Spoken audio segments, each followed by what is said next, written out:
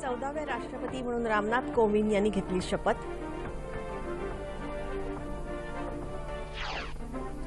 देशातला प्रत्येक नागरिक राष्ट्रनिर्माता असून आर्थिक आणि सामाजिक स्वातंत्र्य हेच खरं स्वातंत्र्य, राष्ट्रपती कोविंद यांचं स्पष्ट प्रतिपादन। लक्षवेधी आणि इतर कामकाज बाजूला ठेवून कर्जमाफीच्या प्रस्तावावर विधानसभेत चर्चा सुरू, विधान परिषदेतही विरोधक आक्रमक।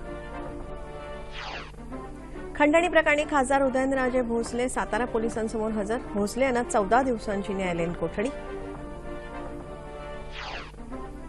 मुंबईत घाटकोपर इथे इमारत कोसळून 5 जणांचा मृत्यू, 30 जण अडकल्याची भीती। आणि प्रसिद्ध वैज्ञानिक आणि शिक्षणतज्ञ प्रोफेसर यशपाल यांचं निधन। नमस्कार, अडीचच्या बातमीपत्रात मी स्वाती पाटणकर आपलं स्वागत करते। आता बातम्या विस्तारानं। संसदेच्या मध्यवर्ती सभागृहात आयोजित केलेल्या दिमाखदार सोहळ्यात रामनाथ कोविंद यांनी भारताचे 14वे राष्ट्रपती म्हणून पदभार स्वीकारला। सरन्यायाधीश जे.एस. खेर यांनी कोविंद यांना राज्यघटना आणि कायद्याचं संरक्षण, अनुरक्षण आणि प्रतिरक्षण करण्याची शपथ दिली।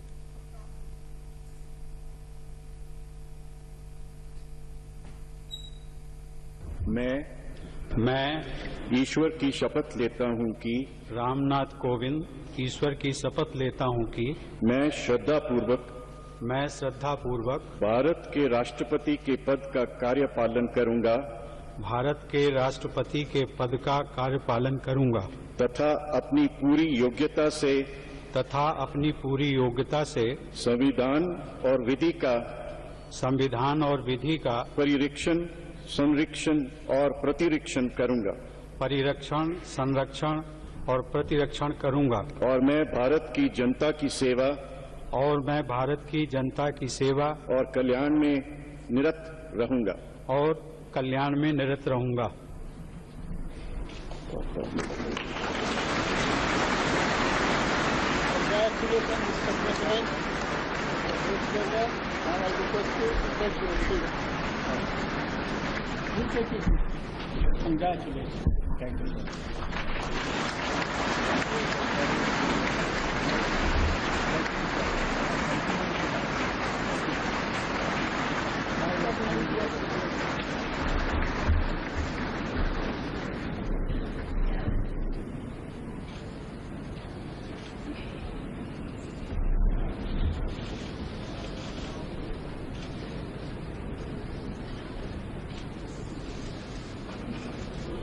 शपथ ग्रहण केल्यानंतर कोविंद यांनी राष्ट्रपतीपदाच्या स्वीकृतीपत्रावर स्वाक्षरी केली। त्यानंतर प्रणव मुखर्जी यांनी कोविंद यांना आपलं आसन देऊन राष्ट्रपतीपदाची सूत्र औपचारिकरित्या कोविंद यांच्याकडे सुपूर्द केली। उपराष्ट्रपती हमीद अन्सारी आणि लोकसभा अध्यक्ष सुमित्रा महाजन व्यासपीठावर उपस्थित होते। यावेळी 21 तोफांची सलामी देऊन नव्या राष्ट्रपतींचं स्वागत करण्यात आलं। शपथ घेतल्यानंतर कोविंद यांनी आपलं मनोगत व्यक्त केलं। आर्थिक आणि सामाजिक स्वातंत्र्य हेच खरंखुरं स्वातंत्र्य असल्याचं ते म्हणाले। राष्ट्रनिर्माण केवळ सरकारांकडून होत नाही, तर सीमेचं संरक्षण करणाऱ्या जवानांपासून ते आपल्या मुलांना घडवणाऱ्या महिलांपर्यंत देशातला प्रत्येक नागरिक राष्ट्रनिर्माता आहे।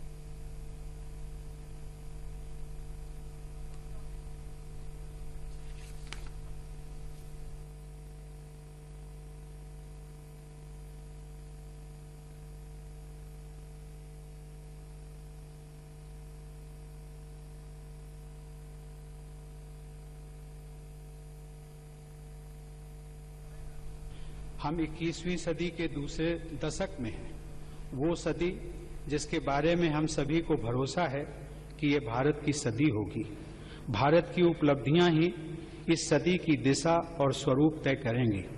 हमें एक ऐसे भारत का निर्माण करना है जो आर्थिक नेतृत्व देने के साथ ही नैतिक आदर्श भी प्रस्तुत करे। हमारे लिए ये दोनों मापदंड कभी अलग नहीं हो सकते, ये दोनों जुड़े हुए हैं और इन्हें हमेशा जुड़े ही रहना होगा। साथियों, देश की सफलता का मंत्र उसकी विविधता है। विविधता ही हमारा वो आधार है जो हमें अद्वितीय बनाता है। इस देश में हमें राज्यों और क्षेत्रों, पंथों, भाषाओं, संस्कृतियों, जीवन शैलियों जैसी कई बातों का सम्मिश्रण देखने को मिलता है। हम बहुत अलग हैं, लेकिन फिर भी एक हैं और एकजुट हैं। एक राष्ट्र म्हणून आपण प्रगतीचे अनेक टप्पे गाठले आहेत, पण आपल्याला आणखीन प्रगती करायची आहे. समाजाच्या शेवटच्या घटकापर्यंत प्रगतीची ही फळं पोचवायची आहेत. गरीब कुटुंबातल्या शेवटच्या मुलीपर्यंत संधींची दारं उघडली गेली पाहिजेत, असं राष्ट्रपती म्हणाले. 21व्या शतक भारताचं शतक असेल आणि 21व्या शतकातला भारत सुंदर भारत असेल. भगवान बुद्धांच्या या भूमीनं शांतता प्रस्थापित करण्यात आणि पर्यावरण संतुलनात जगाचं नेतृत्व केलं पाहिजे, असं नवे राष्ट्रपती कोविंद यांनी आपल्या भाषणात सांगितलं. मध्यवर्ती सभागृहात झालेल्या या ऐतिहासिक क्षणांचे साक्षीदार होण्यासाठी माजी राष्ट्रपती प्रतिभा पाटील, पंतप्रधान नरेंद्र मोदी, माजी पंतप्रधान एच.डी. देवेगौडा, डॉ. मनमोहन सिंग, भाजपाचे ज्येष्ठ नेते लालकृष्ण अडवाणी, डॉ. मुरली मनोहर जोशी, भाजपा अध्यक्ष अमित शहा, काँग्रेस अध्यक्ष सोनिया गांधी, केंद्रीय मंत्रिमंडळातले सर्व सदस्य, सर्व राज्यांचे राज्यपाल आणि अनेक राज्यांचे मुख्यमंत्री उपस्थित होते. शपथविधी कार्यक्रमानंतर राष्ट्रपती कोविंद भूतपूर्व राष्ट्रपती प्रणव मुखर्जींसह राष्ट्रपती भवनाकडे रवाना झाले. तत्पूर्वी तिन्ही संरक्षण दलांनी कोविंद यांना मानवंदना दिली. राष्ट्रपती भवनात दाखल झाल्यानंतर भूतपूर्व राष्ट्रपती मुखर्जी यांनी राष्ट्रपती कोविंद यांना राष्ट्रपती आसनावर विराजमान केलं. मुखर्जी यांनी कोविंद यांना राष्ट्रपती भवन आणि तिथल्या संपूर्ण कामकाजाची माहिती विशद केली. कोविंद यांनी आज सकाळी 10:30 वाजता राजघाटावर जाऊन राष्ट्रपिता महात्मा गांधींच्या समाधीस्थळाचं सपत्नीक दर्शन घेतलं. त्यांनी यावेळी समाधीस्थळावर पुष्पांजली अर्पण करून आदरांजली वाहिली.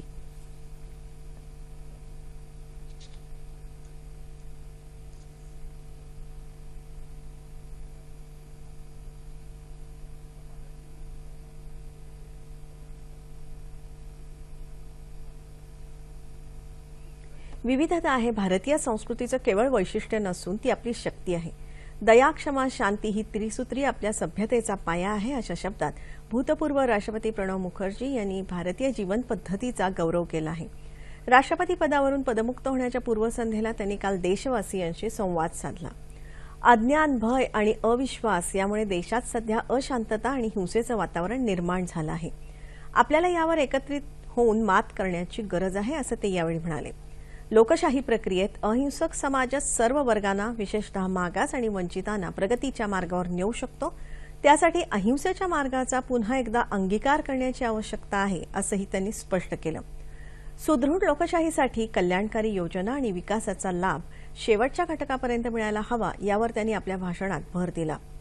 लोकशाहीत सर्वात मोठा सन्मान कोणत्याही पदात नाही, तर तो आपली मातृभूमी भारताचा नागरिक होण्यामध्ये आहे. आपली जबाबदारी पार पाडण्यात किती यशस्वी झालो याची कसोटी काळाच्या कठोर मापदंडावर होऊ शकेल, असं त्यांनी नम्रपणे नमूद केलं. आपल्या भाषणात त्यांनी नवे राष्ट्रपती रामनाथ कोविंद यांचं अभिनंदन करून त्यांना यश आणि सुख समृद्धी मिळावी यासाठी शुभेच्छा दिल्या. विधानसभेत आज विषयपत्रिकेवरील लक्षवेधी आणि इतर कामकाज बाजूला ठेवून कर्जमाफीच्या प्रस्तावावर चर्चा सुरू करण्यात आली आहे. भाजपाच्या अनिल बोंडे यांनी चर्चेला सुरुवात केली. कर्जमाफीसाठी सरकारचं अभिनंदन करतानाच कर्जमाफीची अंमलबजावणी योग्य रीतीनं व्हावी यासाठी विधिमंडळ सदस्यांची समिती नेमावी, अशी मागणी त्यांनी यावेळी केली. या आधीच्या सरकारांच्या नाकर्तेपणामुळे शेतकऱ्यांवर आत्महत्या करण्याची वेळ आली होती. आता त्याच लोकांच्या हातातल्या जिल्हा बँका शेतकऱ्यांना द्यायची 10,000 रुपयांची मदत रोखून धरत आहेत, असा आरोप बोंडे यांनी यावेळी केला. बोंडे यांनी केलेल्या एका वक्तव्याबद्दल विरोधकांनी आक्षेप घेतल्यामुळे सभागृहात काही काळ गोंधळ झाला होता. तत्पूर्वी राज्यातल्या शेतकऱ्यांना सरकारनं केलेल्या कर्जमाफीबाबत सरकारनं अभिनंदन करणारा नियम 293चा प्रस्ताव सत्तारूढ सदस्यांनी मांडल्यानंतर त्याला विरोधी पक्षांनी सुचवलेल्या 10 सुधारणा अध्यक्षांनी स्वीकाराव्यात, अशी जोरदार मागणी विरोधकांकडून सातत्यानं लावून धरण्यात आल्यानं झालेल्या गोंधळात अध्यक्षांनी सभागृहाचं कामकाज 2 वेळा तहकूब केलं. राष्ट्रवादीचे नेते अजित पवार यांनी कर्जमाफीबाबतचा गोंधळ, त्यातली 1.5 लाखांची अट असे 10 मुद्दे उपस्थित करत मूळ प्रस्तावाला सुधारणा सुचवली होती. त्यावर सभागृहात बराच खल होऊन नियमांचे दाखले दिले गेले. त्यानंतर अध्यक्षांच्या दालनात चर्चा झाली आणि अखेर या प्रस्तावावर सभागृहात चर्चा सुरू झाली.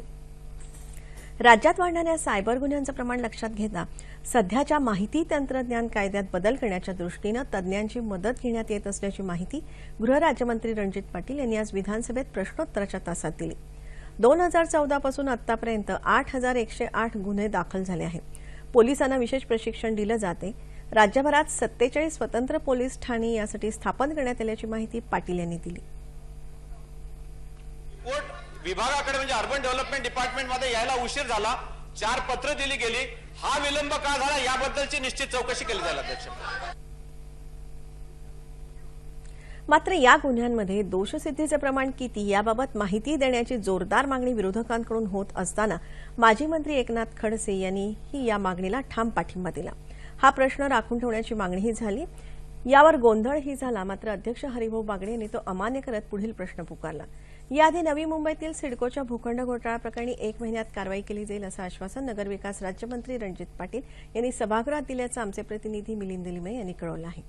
विधान परिषदेत आजही कर्जमाफीच्या मुद्द्यावरून विरोधक आक्रमक झाले.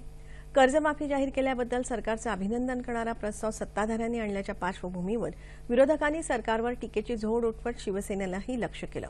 कर्जमाफी तसंच शेतकऱ्यांच्या प्रश्नांवर चर्चा करण्यासाठी विरोधी पक्षांनी आजही स्थगन प्रस्ताव मांडला.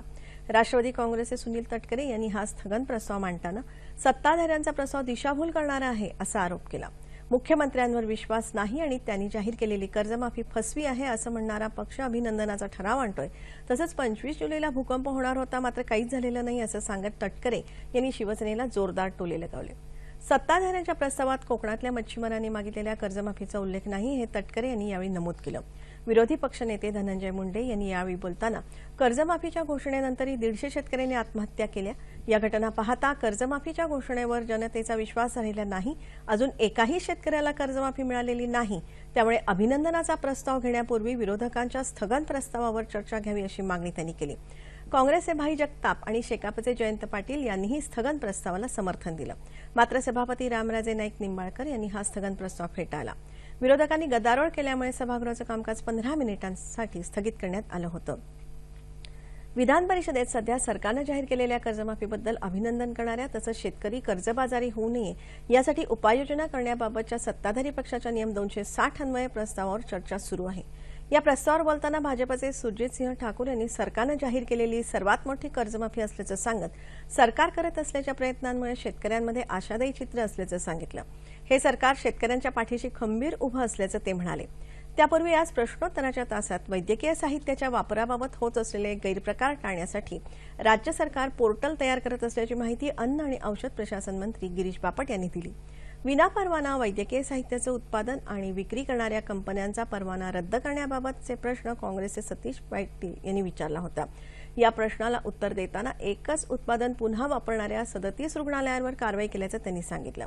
संबंधितांची चर्चा करून हे पोर्टल तयार केलं जात असून हे पोर्टल कार्यान्वित झाल्यानंतर उत्पादन कोणाला आणि कुठे विकलं जाईल याची माहिती उत्पादकांना या पोर्टलवर देणं अनिवार्य असणार आहे.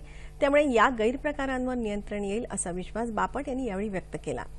ज्या रुग्णालयांमध्ये एकच वैद्यकीय उपकरण वारंवार वापरलं गेल्याचं आढळून आलं तर त्या रुग्णालयाची चौकशी करून त्या उत्पादनाच्या देयकाची रक्कम संबंधित रुग्णाला रुग्णालयाकडून मिळण्यासाठी सरकार प्रयत्न करेल अशी ग्वाही बापट यांनी यावेळी दिल्याचं आमच्या प्रतिनिधी सोनल चव्हाण यांनी कळवलं आहे.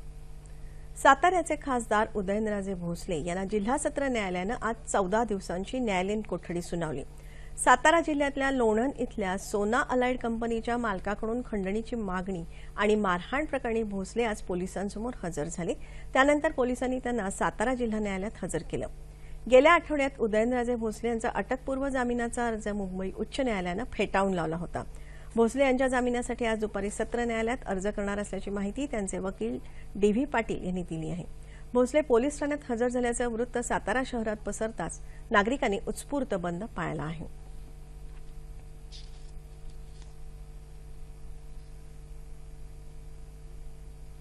शेअर बाजारात आज सुरुवातीच्या सत्रातली विक्रमी झेप नफेखोरीमुळे नंतर कायम राहू शकली नाही.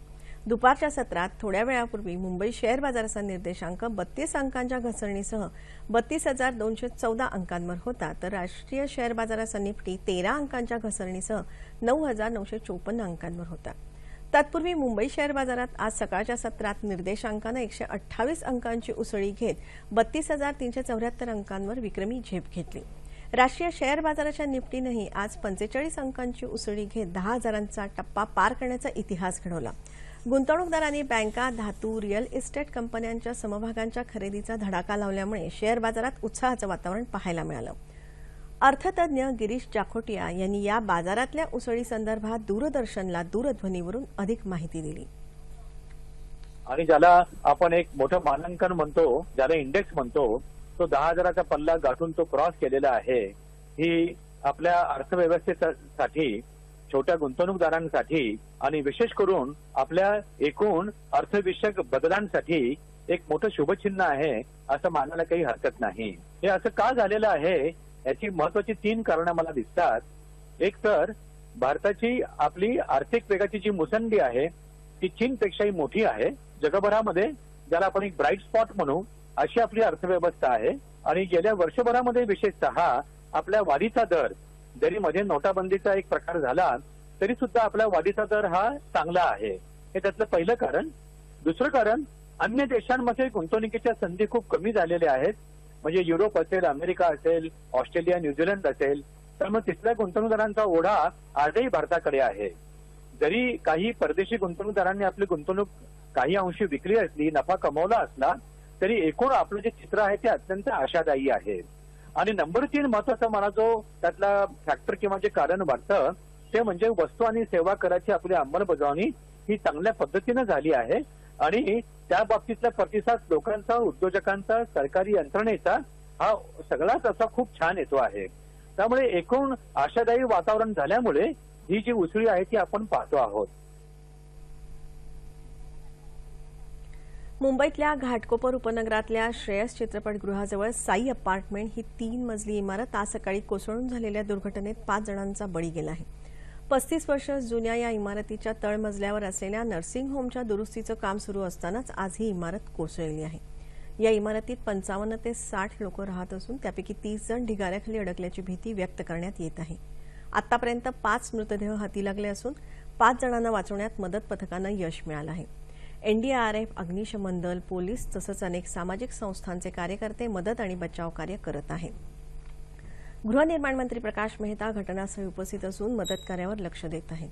सध्या विधिमंडळाचं अधिवेशन सुरू असल्यामुळे या दुर्घटनेबद्दलची माहिती ते वेळोवेळी मुख्यमंत्र्यांना देत आहेत. राज्यात 400हून अधिक शाखांचं जाळं असलेल्या बुलढाणा अर्बन क्रेडिट सोसायटीच्या महिला शाखेच्या इमारतीचं लोकार्पण काल सामगाव इथं करण्यात आलं.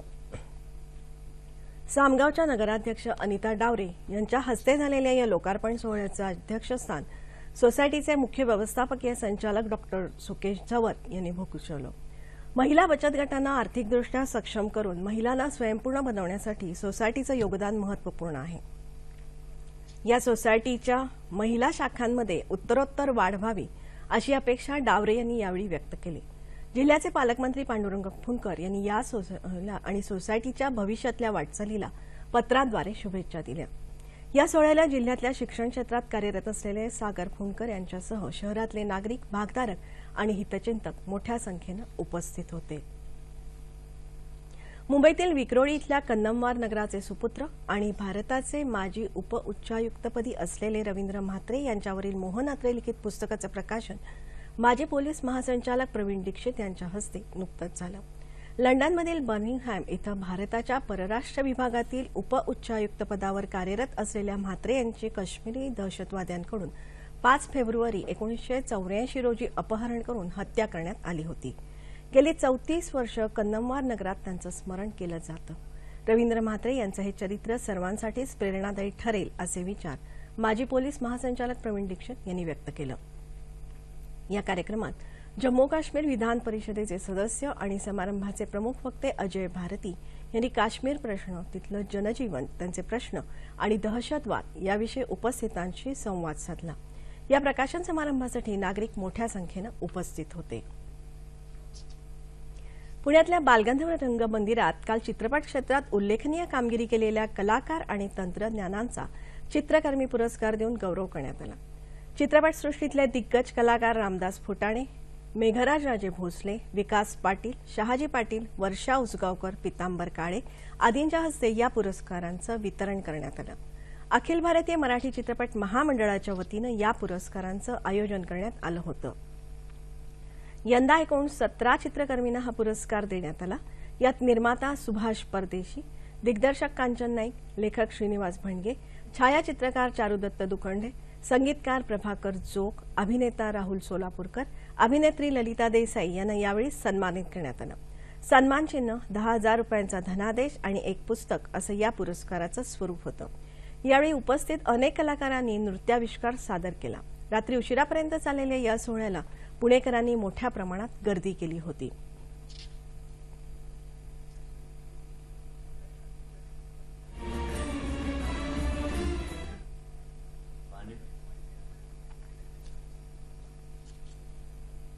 जर मन आणि शरीर निरोगी ठेवायचं असेल तर आपलं आरोग्य चांगलं असलं पाहिजे आणि आरोग्य चांगलं राखायचं सर्वात चांगलं माध्यम म्हणजे खेळ। समाजाचं आरोग्य टिकवताना आपलं मनस्वास्थ्य टिकवण्याचं कौशल्य पोलीस विभागाच्या कर्मचाऱ्यांना आत्मसात करावं लागतं असं प्रतिपादन धुळे मनपा आयुक्त सुधाकर देशमुख यांनी केलं। धुळे येथे राज्य राखीव पोलीस दलाच्या 48व्या आंतरकंपनी क्रीडा स्पर्धेच्या समारोप प्रसंगी ते बोलत होते। 3 दिवसांपासून सुरू असलेल्या या स्पर्धेत football, hockey, handball, volleyball, kho kho, kabaddi, marathon, कुस्ती, जुडो, लांब उडी, उंच उडी, भालाफेक आदी खेळांचा समावेश आहे।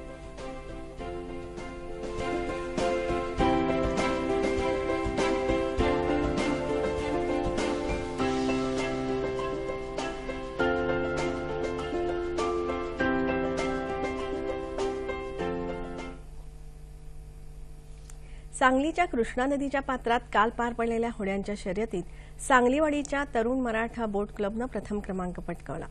फ्रेंड्स युथ ग्रुप आणि रणसंग्राम मंडळानं या शर्यतीचं आयोजन केलं होतं। सांगली कोल्हापूर जिल्ह्यातले 10 स्पर्धक संघ यात सहभागी झाले होते। सांगलीवाडीच्या शंकर घाटावरून या होड्यांच्या शर्यतीला सुरुवात झाली। 3 फेऱ्यांमध्ये या होड्यांच्या शर्यती पार पडल्या। सुरुवातीला 10व्या क्रमांकावर असणाऱ्या सांगलीवाडीच्या तरुण मराठा बोट क्लब आणि रॉयल कृष्ण बोट क्लब यांच्यात यावेळी प्रथम क्रमांकासाठी चुरस पाहायला मिळाली। ही स्पर्धा पाहण्यासाठी सांगलीकरांनी गर्दी केली होती।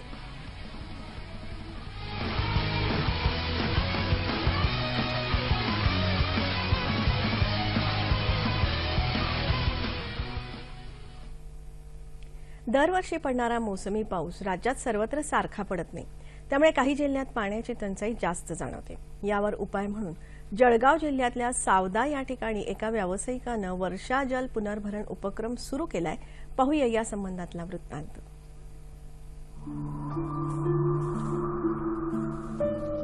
दुष्काळावर मात करण्यासाठी मिळेल त्या स्रोतातून पावसाचं वाहणारं पाणी जमिनीत मुरवणं ही काळाची गरज आहे। जळगाव जिल्ह्यातलं पावसाचं प्रमाण जेमतेम आहे। अजूनही नदी नाले वाहून निघाले नसून जोरदार पावसाची प्रतीक्षा कायम आहे। म्हणूनच पावसाच्या प्रत्येक थेंबाचा उपयोग करावा या उद्देशानं सावदा गावातले व्यावसायिक हाजी शब्बीर हुसेन, हाजी अख्तर हुसेन यांनी रेन वॉटर हार्वेस्टिंगची संकल्पना राबवली आहे। त्यांच्या 2 मंगल कार्यालयाच्या सुमारे 40,000 चौरस फुटाच्या छतावरचं पाणी जुन्या विहिरीत सोडण्यात आलं आहे। यामुळे सुमारे 50 लाख लिटर पाणी जमिनीत मुरणार आहे। पावसाळा सध्या अनियमित होतो, केव्हा तरी जास्त पाऊस पडतो, केव्हा तरी अतिशय कमी पडतो। हा जास्त पडणारा पाऊस वाहून जाणारे जे पाणी आहे ते जर आपण पुनर्भरणाच्या रूपाने जर वापरलं तर त्याचा फायदा वॉटर लेवलवर येण्यासाठी निश्चित होऊ शकतो। शासकीय कार्यक्रम अनेक असतात, त्याच्यातून ते काम होतच आहे, पण स्वखर्चानं अशा प्रकारचं पुनर्भरण करण्याचं काम करणं हे मला असं वाटतं एक आदर्शाचं उदाहरण आहे। सर्व बांधकामावरचं पडणारं पाणी पाईपद्वारे या विहिरीत टाकण्यात आलं असल्यामुळे हे पाणी आसपासच्या भूभागातही मुरणार आहे। त्यामुळे जमिनीतली पाण्याची पातळी वाढणार आहे। सावदा गावातला पाण्याच्या पुनर्भरणाचा हा उपक्रम लोकसहभागाचा उत्तम नमुना आहे।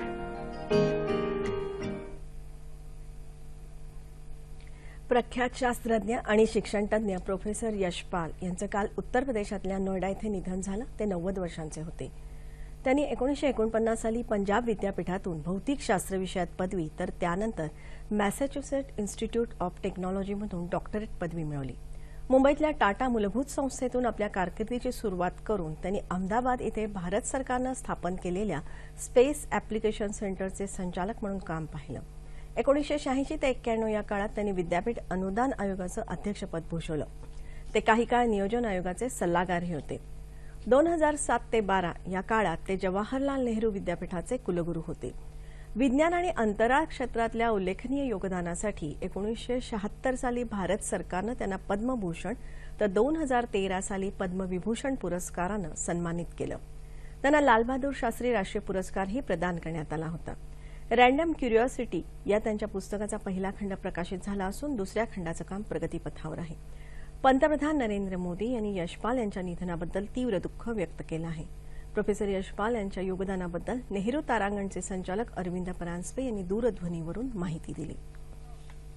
जे दूरदर्शनवरती सिरियल येत होतं ते बघण्यात गेलं आणि अर्थातच त्याच्यामध्ये माझाही तेवढा समावेश आहे की लहानपणी हे सगळे सिरियल आपण आवडीने आम्ही बघत असू.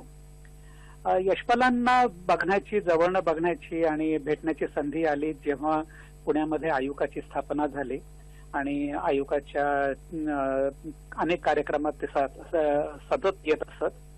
आणि याच काळामध्ये एक व्यक्तिशः आठवण म्हणजे की आम्ही जे विद्यार्थ्यांसाठी कार्यक्रम घेत असो तर त्याच्यामध्ये ते प्रश्न उत्तरांच्या कार्यक्रमासाठी ते आलेले होते. आणि एक फार मला आवडीची म्हणजे किंवा मला माझी आठवणीतली जी बाब आहे ती म्हणजे की 1992 साली गुरुग्रहावरती शूमेकर लेव्ही 9 असा हा धूमकेतू आदळला होता. आणि यशपालांची गंमत अशी होती की कुठलंही नवीन विज्ञानावरती काही जर चर्चा झाली तर ते लगेच त्या या टर्निंग पॉइंट मध्ये ते घेत होते. तर त्यावेळेस जेव्हा हे धूमकेतू गुरुवरती पडला तर तेव्हा त्यांना इमेजेस हवे होते आणि ते इमेजेस प्राध्यापक अजित केंभावी आणि मी असे आम्ही त्यांना ते पाठवले होते. आणि माझ्यासाठी खूप आनंदाची बाब म्हणजे की जेव्हा ते सिरियल आलं तेव्हा त्यांनी अॅक्नॉलेजमेंटमध्ये आवर्जून आमची नावं दिली होती. आणि महत्वाची बाब जी नंतर मला वाटते की अगदी अचूक नावाच्या स्पेलिंग सकट त्यांनी दिलेली होती. विज्ञान क्षेत्रामध्ये त्यांचं फार मोठं योगदान आहे. विशेषतः अंधश्रद्धा निर्मूलनाच्या संदर्भामध्ये फार मोठं त्यांनी काम केलेलं आहे. आणि मला वाटतं ते आता थोडं कुठेतरी कमी पडतंय पण ते काम पुढे न्यायला पाहिजे. आणि एक अर्थात ते मोठे शास्त्रज्ञ तर होतेच, TIFR मध्ये होते आणि त्यांनी विज्ञान लोकांपर्यंत जवळ आणण्यामध्ये फार त्यांचं मोठं योगदान आहे असं म्हणावं लागेल. हवामान. गुजरात, झारखंड, राजस्थानात अनेक ठिकाणी मुसळधार पावसामुळे जनजीवन विस्कळीत झालंय. या तिन्ही राज्यात अनेक ठिकाणी येत्या 48 तासात मुसळधार पाऊस पडण्याचा अंदाज हवामान विभागानं व्यक्त केला असून तुरळक ठिकाणी अतिवृष्टी होण्याचा इशारा हवामान विभागानं दिला आहे. पश्चिम बंगालमध्येही सततच्या पावसामुळे स्थिती गंभीर झाली आहे. अनेक ठिकाणी अतिदक्षतेचा इशारा देण्यात आला आहे. आसाममधल्या पूर परिस्थितीत सुधारणा होत असून जनजीवन हळूहळू पूर्वपदावर येत आहे. राज्यात गेले काही दिवस चांगला पाऊस झाल्यानंतर आज अनेक ठिकाणी पावसानं विश्रांती घेतली आहे. येत्या 48 तासात कोकण आणि उत्तर मध्य महाराष्ट्रात बहुतांश ठिकाणी, दक्षिण मध्य महाराष्ट्र आणि विदर्भात अनेक ठिकाणी तर मराठवाड्यात काही ठिकाणी पाऊस पडण्याची शक्यता हवामान विभागानं व्यक्त केली आहे. ठळक बातम्या पुन्हा एकदा. देशाचे 14वे राष्ट्रपती म्हणून रामनाथ कोविंद यांनी घेतली शपथ.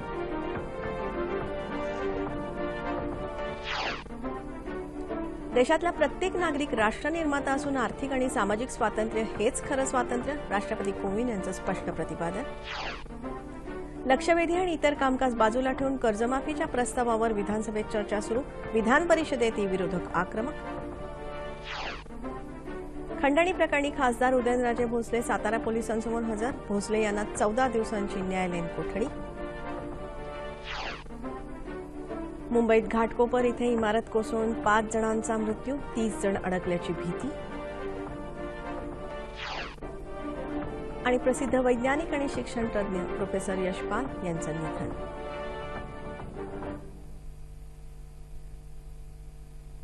याबरोबरच हे बातमीपत्र संपलं. पुन्हा भेटूया संध्याकाळी 5 वाजता.